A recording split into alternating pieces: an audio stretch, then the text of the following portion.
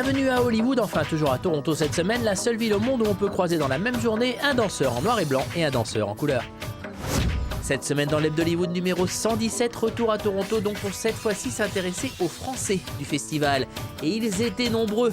Alors donc, let's go and speak French in Toronto.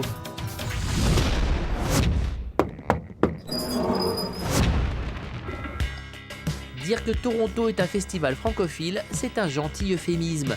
Sur les 268 longs métrages présentés à ce Toronto 2011, 34 films étaient français, soit la deuxième cinématographie en termes de représentation au festival, derrière les États-Unis, mais à égalité avec le Canada, pays hôte. Ce qui explique un impressionnant débarquement de stars françaises sur les bords de l'Ontario, dont Juliette Binoche, venue présenter Elle au festival. Une Juliette Binoche qui a son explication sur la recrudescence de longs métrages bleu, blanc, rouge en festival torontois. Ça veut dire qu'il y a des auteurs différents, qu'il y a de la qualité, que le cinéma français c'est toujours un petit peu à part et qu'il est inspiré et inspirant, je crois. Au-delà du chiffre déjà impressionnant de films français présents ici, c'est leur genre qui semble le plus étonnant. C'est bien simple, parmi les longs métrages Frenchy de ce Toronto 2011, il y avait de tout. Du récit historique, des films d'horreur, du drame social, du thriller d'action, de la reconstitution de faits divers, de la comédie familiale, un parfait éventail de la diversité actuelle du cinéma made in chez nous. Une diversité qui réjouit l'acteur Philippe Torreton. Réjouissons-nous de ça, quoi. Mais bon, tout ça, c'est une lutte quand même. C'est parce que nous autres Français, on arrive à trouver des systèmes qui permettent de produire. Alors on peut ne pas être d'accord sur... voilà, tous les goûts sont dans la nature. Moi, en tout cas, même les pires films français, je me battrais pour qu'ils existent. Même les pires, c'est vous dire. Des centaines de festivaliers qui ont fait la queue pendant des heures dans la chaude après-midi torontoise, c'était pour voir...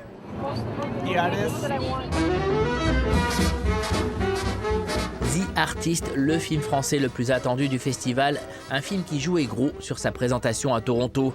Après le triomphe cannois, Harvey Weinstein a acheté les droits du film, espérant bien en faire l'un des principaux candidats dans la course aux Oscars 2011.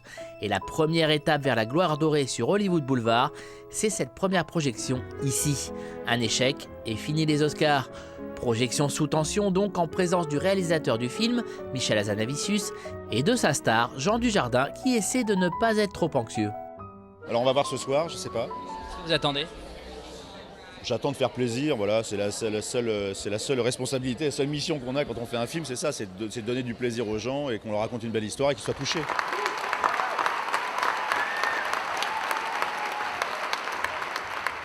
Good evening. Hey. I'm sorry, my English is very bad. I'm very happy to be here, and sorry, I'm so French.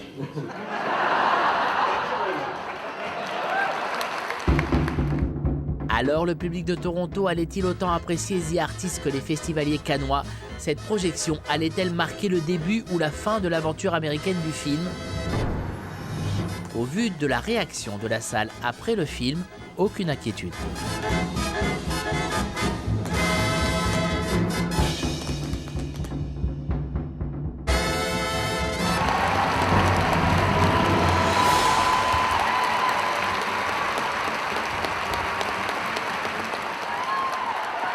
Dujardin pouvait danser sur scène, The Artist fut un triomphe à Toronto. Et ce sont donc deux hommes bien plus détendus que l'on retrouve le lendemain de la projection, lors d'une drôle de séance photo. Non, tous les deux bien serrés là. On va essayer, voilà, comme ça. Ouais, comme ça. Mais bien serré, tu veux dire Ouais, genre... Tu veux pas une pause plutôt naturelle ? Ouais. Tu sais, genre réalisateur pétrolane un peu. Moi, je fais du cinéma. Je bois toujours mon expresso. Juste avant un tournage, je prends toujours mon espresso. Ouais, comme ça. Waters. Enfin, Waters. Ouais, comme ça, très bien. Ouais, la pause était bien là tout à l'heure. Ouais, elle était pourrie, hein. Je faisais exprès en fait. Elle était un peu OSS. Ouais. Alors que là, tu vois, elle est vraiment...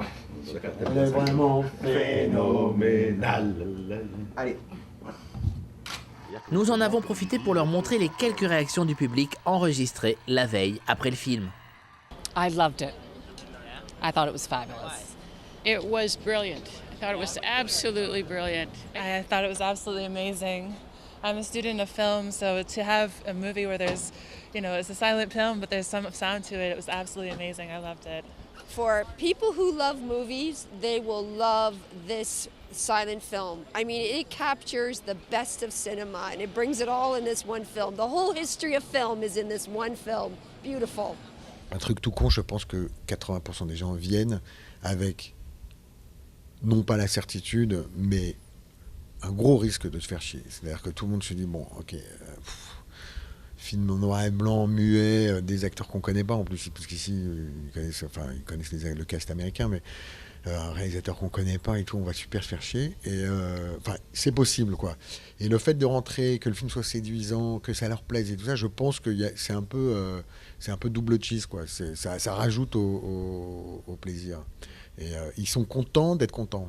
Absolutely incredible. Just such a departure and just brilliant. Brilliant masterpiece. Phenomenal, man. You're never going to see a movie like that in theaters anywhere. Best movie at TIFF. Jean Dujardin, best actor. Est-ce que vous êtes prêt à jouer le jeu? À revenir, à faire les premières, à faire les junkets, à faire tout ça? Oui, monsieur. Oui, je vais pas le faire en fond de course, c'est débile. Je vais pas me cacher. Je pense qu'à un moment, c'est même pas une question de prendre ou de louper le train. C'est juste que l'aventure, elle est magnifique. Il faut aller au bout de cette histoire. Ce film ne devait pas exister. Bon, moi, si ça peut m'emmener quelque part, c'est encore une expérience assez nouvelle. Il va falloir que je me fasse un gros coaching d'anglais. Là, ils m'ont bien foutu la pression, les Weinstein, hier, pendant le repas. Et c'est l'occasion, en plus, et c'est plutôt une belle occasion. Donc voilà, il va falloir que je trouve le déclic et que je m'amuse avec ça. Je sais que c'est du lobbying, je sais que c'est du cirage de louche, que c'est très étrange, c'est un truc qui est pas très franco-français. On ne sait pas trop faire ça, mais en même temps, l'aventure, elle est belle comme ça, et puis surtout avec un film comme ça. Donc après, ce sont des gens qui parlent, moi je sais, je me méfie toujours, je sais pas. Je me protège beaucoup de ce genre de choses. Mais on fait ça aussi pour que ça plaise, donc tant mieux. J'ai une promesse. Sur le tapis rouge de Hollywood Boulevard, vous faites le pas de danse. Oh oui, ça, il y a des chances, oui. Oui, ça, il y a des chances. Alors ça, je peux vous... Oui, sans problème. L'homme qui sort de sa voiture pour attaquer l'avant-première mondiale de son nouveau film pourrait lui aussi se retrouver sur Hollywood Boulevard un dimanche de février. Luc Besson a en effet choisi Toronto pour présenter pour la première fois au public The Lady. D'où une question évidente. Petite question ? Ouais. Pourquoi avoir choisi Toronto pour lancer le film ? Parce que, au revoir. Merci. D'abord, il fallait que le film soit prêt. Et puis, il y a 3 grands territoires importants. Il y a l'Amérique, l'Europe et l'Asie. Donc, on essaie de choisir le meilleur endroit. Et Toronto, c'est des gens très bien. Toronto, c'est un bon public. Il n'y a pas de compétition. C'est un film difficile à mettre en compétition parce que le sujet est tellement hors compétition quelque part. La lady du titre, c'est Aung San Suu Kyi, prix Nobel de la paix birmane. À vrai dire, on savait peu de choses de cette résistante à la dictature militaire en place en Birmanie, si ce n'est qu'elle est restée assignée à résidence par le pouvoir de Rangoon pendant plus de 15 ans. Besson nous en dresse un portrait sous l'angle humain, le portrait d'un couple déchiré par le combat politique d'une femme remarquable, magnifiquement interprétée par Michelle Yeoh. De par son sujet, de par son casting international, The Lady fait déjà figure d'outsider aux prochains Oscars. D'autant plus que le film s'est déjà trouvé un distributeur américain pendant le festival. Mais pour Luc Besson, c'est autre chose qui compte. Je pense que j'arrive à un âge où on a envie de parler de choses peut-être un petit peu plus profondes. Non, c'est son histoire à elle qui est surtout... rien qu'en lisant le script, on fond en larmes et on se dit, il faut que je passe 2 ans à faire ça.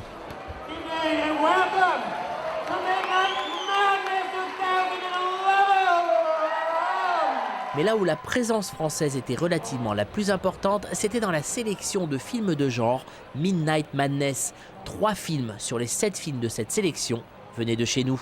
Colin Geddes, le sélectionneur de Midnight Madness, a toujours aimé le genre Frenchy et les réalisateurs rêvent tous de présenter leurs films ici, sachant que ces films-là marchent beaucoup mieux à l'étranger que chez nous. It was actually Frank Vestille, the director of Edenlog.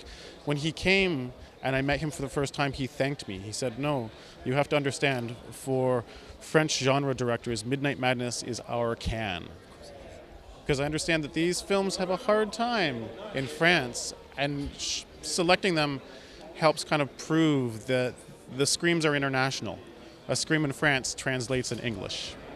Alexandre Bustillo et Julien Maury sont eux presque des habitués de Midnight Madness, puisque c'est ici qu'a démarré la carrière internationale de À l'intérieur, une carrière à l'étranger qui a rattrapé l'échec du film dans les salles françaises.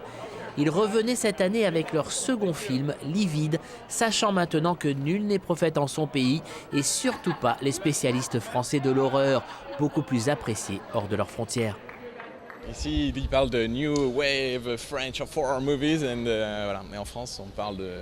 On n'en parle pas. On parle pas. Peut-être comment juste avant là, une dernière chose, après je vous retrouve après.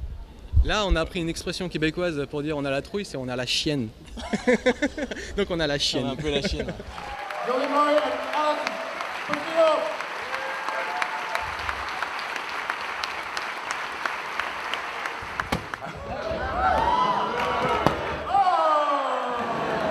Enjoy the movie. Anna, qu'avec des inconnus.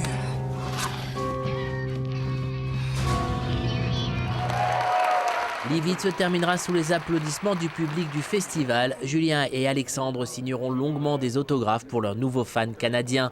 Preuve que les cinéastes français sont tous les bienvenus au Festival de Toronto. La semaine prochaine, discussion avec le nouveau Petit Prince d'Hollywood, le héros de Drive et des Marches du Pouvoir, le 4e film de George Clooney et non pas le second, comme je l'ai dit bêtement dans l'émission précédente, sorry George. Discussion avec Ryan Gosling.